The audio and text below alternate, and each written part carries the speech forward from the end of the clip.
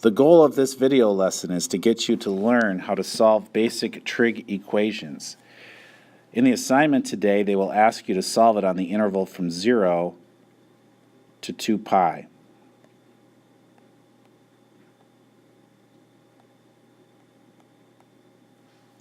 And what you need to do is look at your unit circle, right?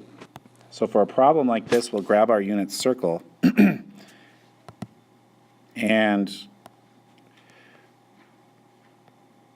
we'll have to decide where the sine of x is negative root 3 over 2. And so the sine is negative over here and over here. So we're going to have two answers actually on this interval where the sine is negative root 3 over 2. Now in our long 30, 60, 90 triangle, root 3 over 2 is basically the long leg. So that's going to happen when it's long like this, right? And we have two different little triangles like that. So this is really the angle we're looking for, and this is another angle we're looking for. This angle right here on the interval from 0 to 2 pi is 4 pi over 3. This angle here, the one that goes all the way around to that one, is 5 pi over 3.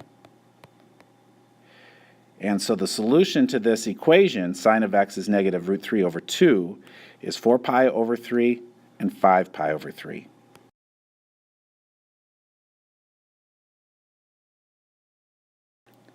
Things get a little more complicated when you have an equation like this where the cosine or sine or tangent isn't isolated. So the first thing we have to do in this situation is isolate the cosine. So we'll add 1 and divide by 2, and the corresponding equation is cosine of x equals 1/2. This is equivalent, but now that we have it solved for cosine, we can look at our unit circle and decide where is cosine 1/2. Well, cosine is the x-coordinate, and so that's going to happen here and here. Those angles are pi over 3 and 5 pi over 3. So if I'm looking for the solution to this equation on the interval from 0 to 2 pi, my two solutions are pi over 3 and 5 pi over 3.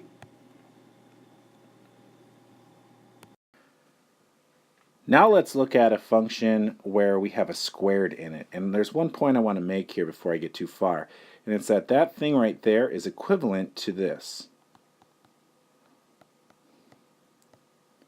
They write the 2 in between the sine and the x, or whatever trig function in the x, just because it's a little cleaner to do it. When you get a lot of parentheses, things get confusing, and as you'll see as we move into the next week, things will get a little confusing because these expressions are going to get pretty complicated. Excuse me. So let me erase this. I hope you got that point that that means sine of x squared when you see it.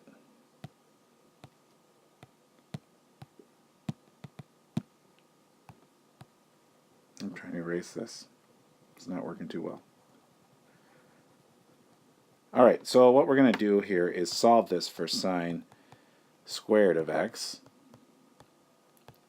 And then we're going to have to take the square root. So we're going to get sine of x equals plus or minus, don't forget the plus or minus, square root of 3 over 4.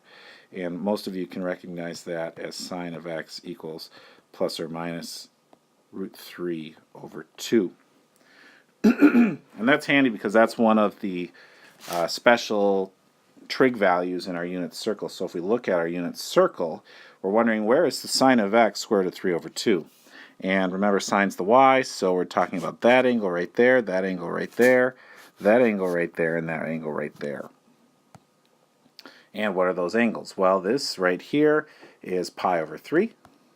This one right here is 2 pi over 3. This right here is 4 pi over 3. And that one's 5 pi over 3. So when we go to write our answer, it's going to be all 4 of those, at least on the unit or on the interval from 0 to 2 pi.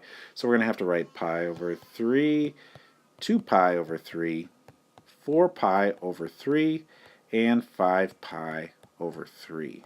Those are all solutions to this equation. Finally, I want to do an example with one of the reciprocal functions, and right here we have cosecant of x in the equation. And so I'm going to solve it for cosecant. And you have to realize that cosecant is a reciprocal of the sine function. And so I'm going to take the reciprocal of both sides. Sorry for my bad handwriting. I'm using my finger on an iPad. It's not working very well. And the reciprocal of -1 is still -1, right? And so what we end up with is the sine of x equals -1. And so you need to change these reciprocal functions into the sine, cosine, or tangent function to figure out and solve what they are, because you can see those more easily on the unit circle. And so if I look at my sine of x function, and I'm wondering where sine is -1, well, there's exactly one spot where it's -1. It's down here. And that angle is 3 pi over 2. And so we have one solution to this equation, 3 pi over 2.